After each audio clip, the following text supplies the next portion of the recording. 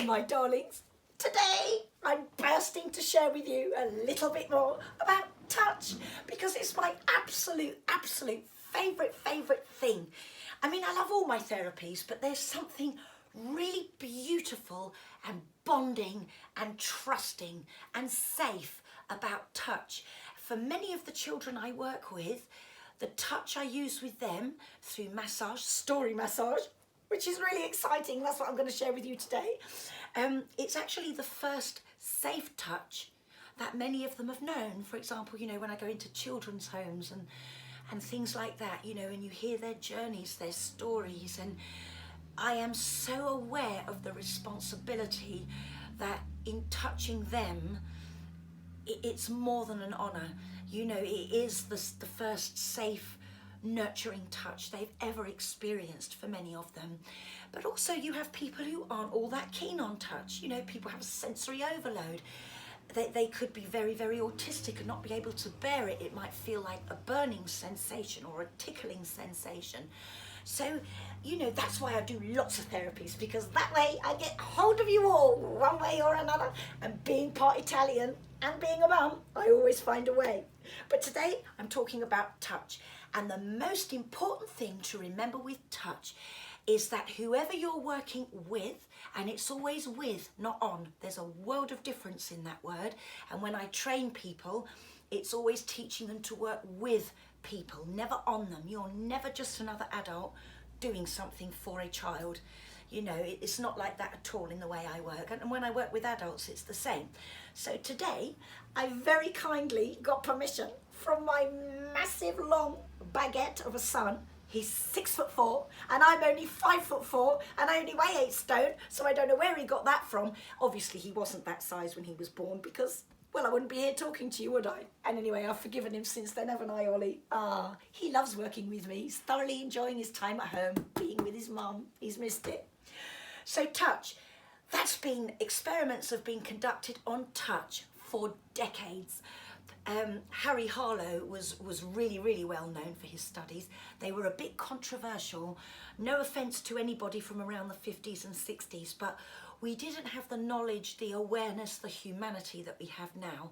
So these experiments were a little bit cruel, but what they did prove beyond any doubt was that the monkeys who were touched and groomed and licked and stroked. By the way, don't go out and lick anyone. That would just be too weird. I can't even imagine that. They're not lollipops. Where was I? I've lost my thread now. Oh yes, that was it. So the monkeys who were touched and held and had the real mum grew bigger brains. Now imagine that. That's quite amazing, isn't it? Because we're not meant to be able to grow our IQ. They had better emotional and social intelligence. Now those two things can be learned and grown. They had less stress, more resilience to stress, better immunity. They were bigger and stronger physically, and they had amazing bonding between themselves, each other. So that's something that I felt for a long time has been missing from our world. I'm not going to have a little rant, but we have kind of gone a bit into a world where it's always behind screens and very much in our own bubbles, a kind of iPhone, iPad, I world. That was a small rant. Did you notice that? It was only a gentle one. So what I would love to do, particularly as we've come through Corona, and I know this is a funny thing to say because that's made touch even more of a big issue, we need touch more than ever. When have we ever needed to boost our immunity more? You know, we've all got together as this amazing global community over this, and touch bonds us. Touch keeps us human. Touch is the first sense you have when you're born. Before you open your eyes, you're exploring the world through touch. And unless you suffer something terrible and you're paralysed, touch remains core. It remains central throughout all of our lives, from being in the womb to when we pass on. So touch is so central. It's not something on the outside or to be afraid of.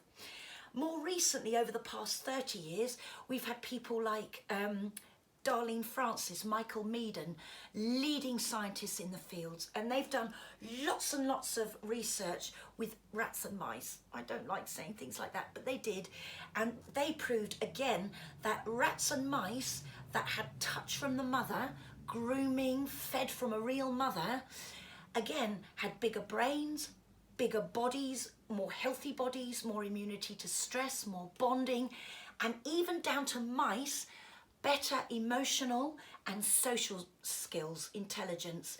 So if that can happen in the animal world, and we're meant to be, I say that with caution, we're meant to be, have higher brain functions than that. It does make you wonder sometimes though, doesn't it? There's a few pickles out there. Anyway, if it does that to monkeys, mice and rats, what does that do for human beings? So let's really think about mindful, nurturing, safe touch. Oh, there's also Tiffany Field.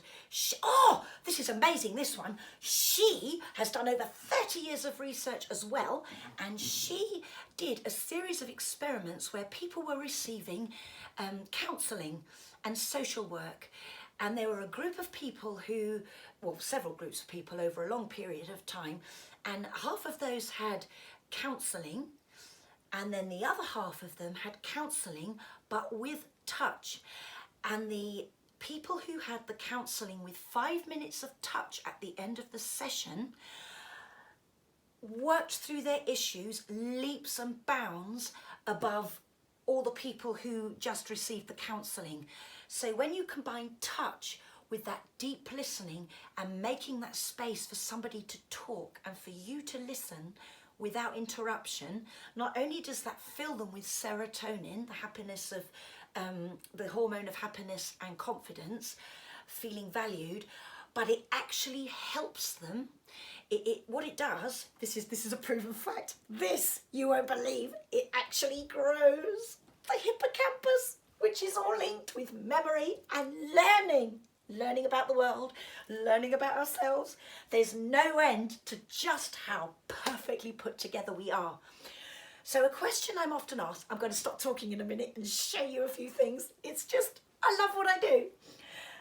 People who don't like touch, I often get asked that when I go off and do talks and different things. You know, I could put money on it. Someone who's sharing the time with me will ask me, what do I do if a child or somebody I'm working with doesn't like touch?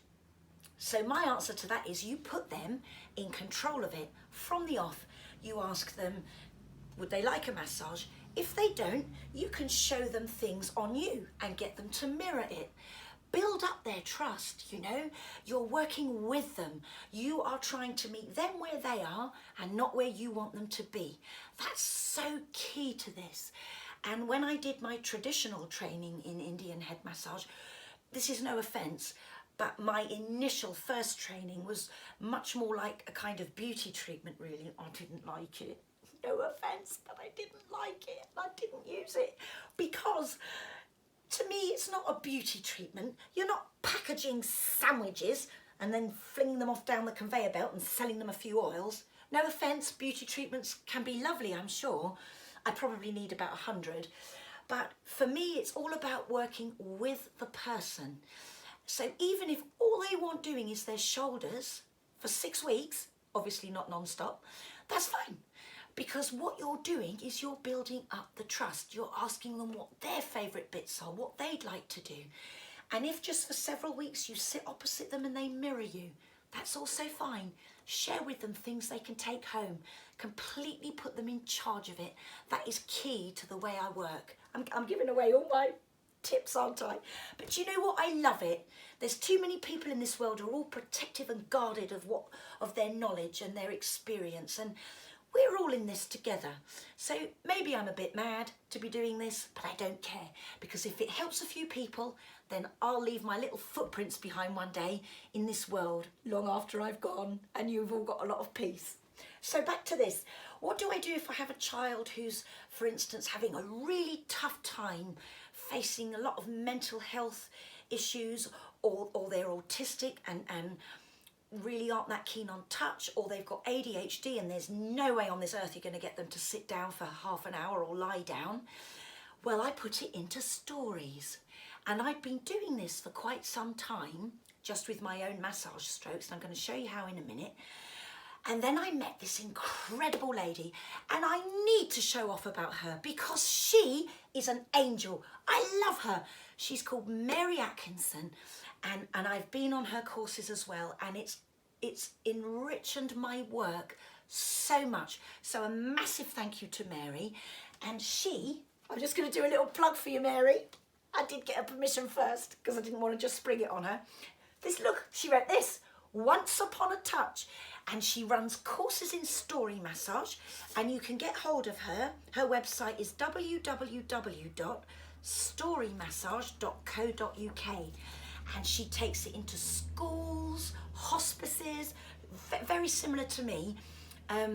She's been doing it for longer than me, the story massage, and it really is a wonderful way to keep a child who would otherwise be tearing their hair out after 5 minutes.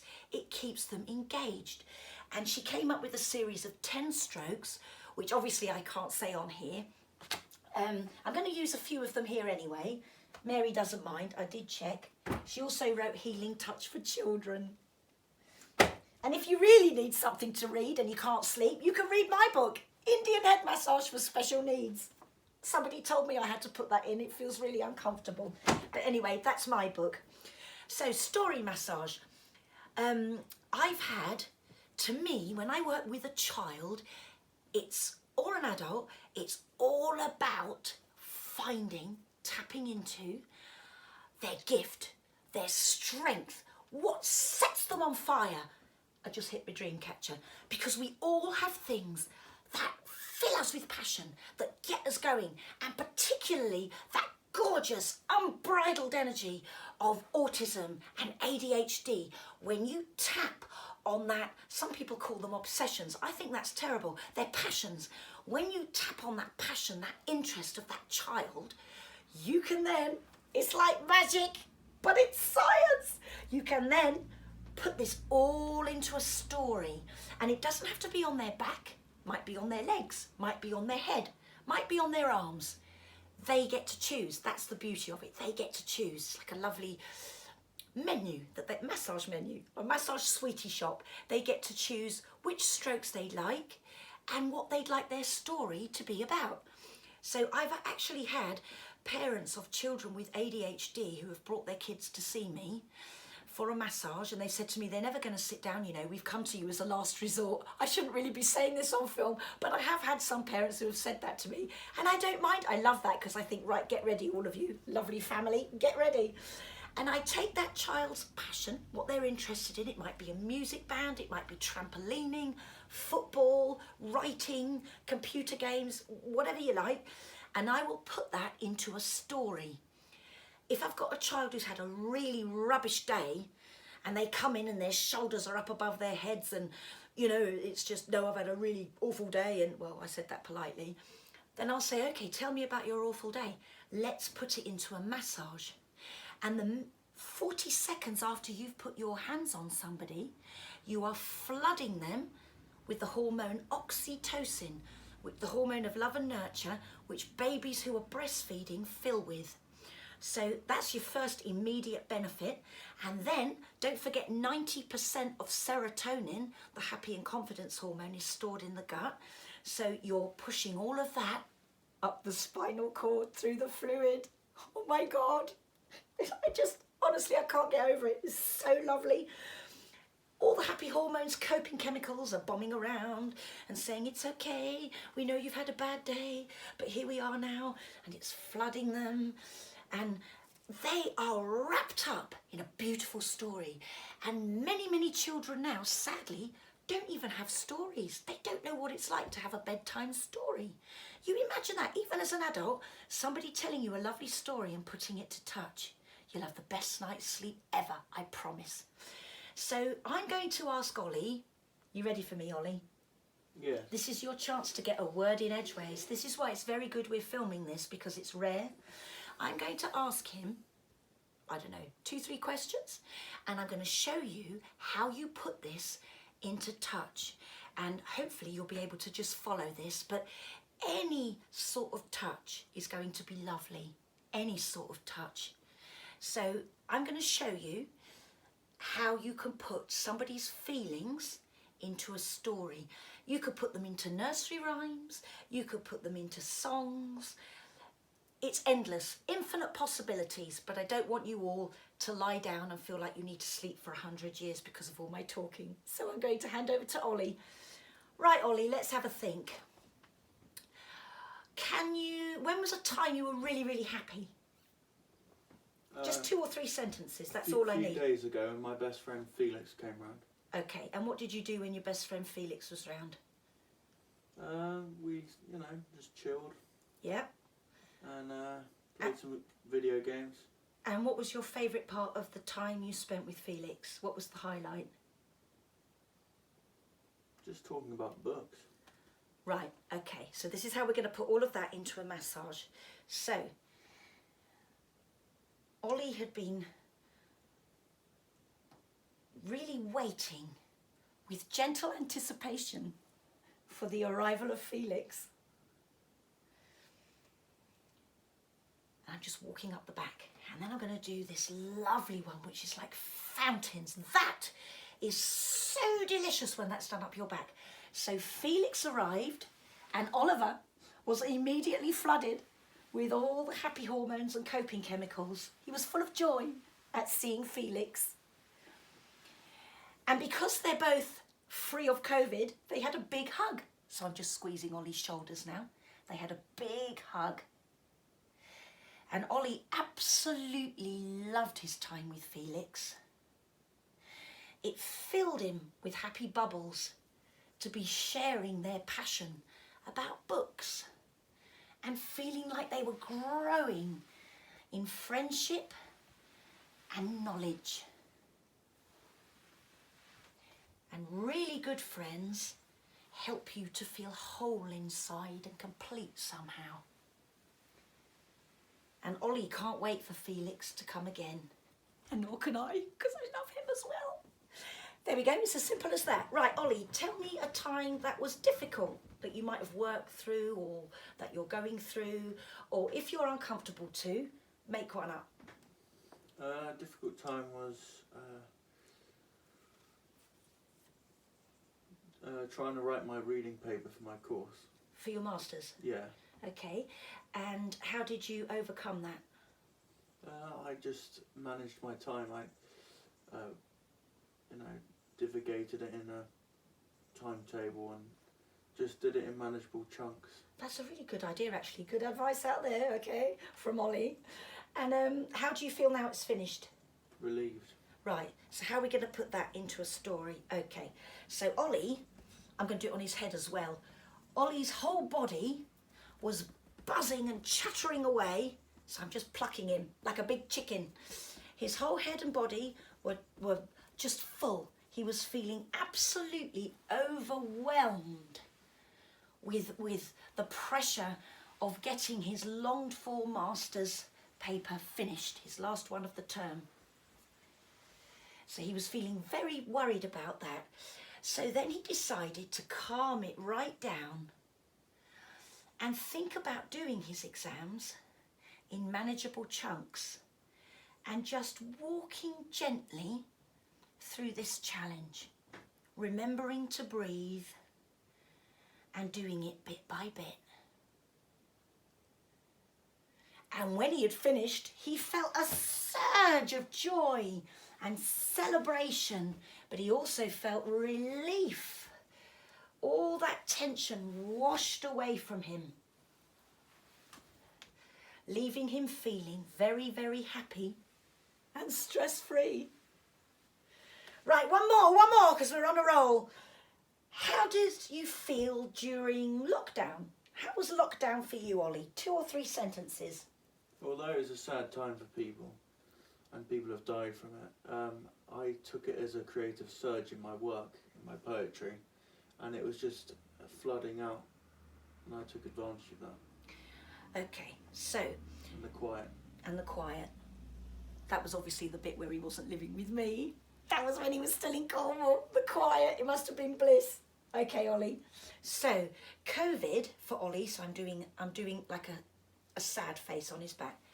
When COVID happened, Oliver obviously felt that compassion and that empathy for people who were dying from it, who weren't well, and the challenges that we as a world faced. However, Oliver, again, took time to think about this and breathe. And he had a huge creative surge. I love doing that movement. I feel like I'm flowing with the person. Use your whole arm. Just go for it like this. You never get bingo arms if you do this a lot. Bingo wings, I mean bingo arms, honestly. Sometimes I can't speak English. Right, there we go. So Ollie felt a huge surge of creativity. And what was the last bit you said? And I took advantage of the peace and quiet. And he took advantage of the peace and quiet. Until he came home, and then it was all manic because his mum was on a different wavelength. I'm doing waves. Doing different wavelengths. But Ollie didn't mind because Ollie, I'm going to do a big love heart on his back now. Ollie loves his mum. Don't you, Ollie? I do. He does. I didn't even need to bribe you, Ollie. I think you've had enough from me for one day. I'll see you soon. Enjoy your story massages.